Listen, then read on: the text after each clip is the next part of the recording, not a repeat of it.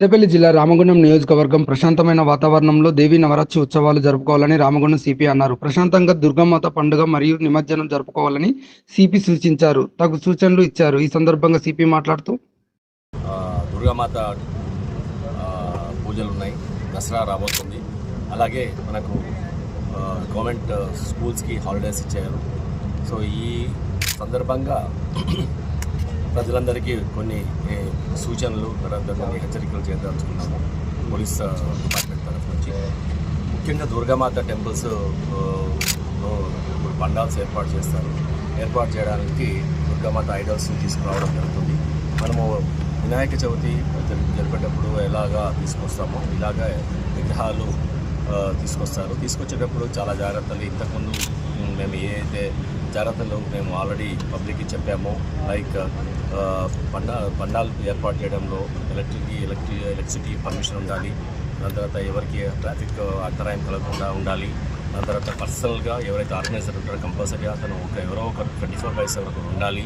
దాని తర్వాత అక్కడ దీపధూపాలు చేసినప్పుడు స్ట్రే డాగ్స్ కానీ ఇతర జంతువులు కానీ లోపలికి పోకుండా ఉండడానికి మొత్తం బ్యారికేడ్స్ పెట్టుకోవాలి, సీసీ కెమెరా పెట్టుకోవాలి, లైటింగ్ ప్రాపర్గా ఉండాలి, వాటర్ పెట్టుకోవాలి, ఫైర్ వాళ్ళకు కూడా చెప్పి పెట్టుకోవాలి. సో అక్కడ ఏదైనా దీపాలు పెరిగినప్పుడు ఏదైనా ఫైర్ యాక్సిడెంట్ జరిగే ఛాన్స్ ఉంటుంది. దాన్ని ఇమీడియట్గా చూసుకోవడానికి సఫిషియంట్ యాంటీ ఫైర్ ఎక్విప్మెంట్ పెట్టుకోవాలి.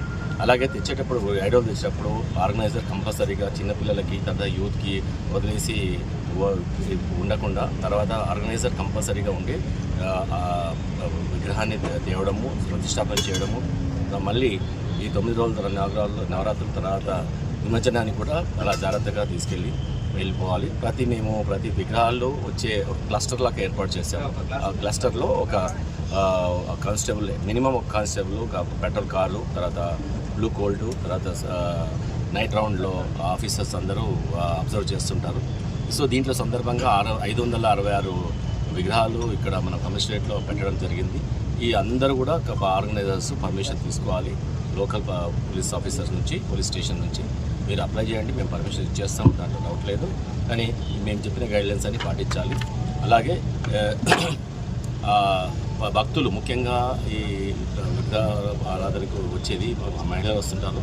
మహిళలు వచ్చినప్పుడు చాలా జాగ్రత్తగా అక్కడ మా షీ టీమ్స్ కూడా తిరుగుతూ ఉంటుంది. ఎవరు ఆకతాయి పనులు చేసినా ఇమీడియట్గా మాకు తెలిసిపోతుంది. వాళ్ళని చట్టపరంగా చర్య తీసుకుంటాం.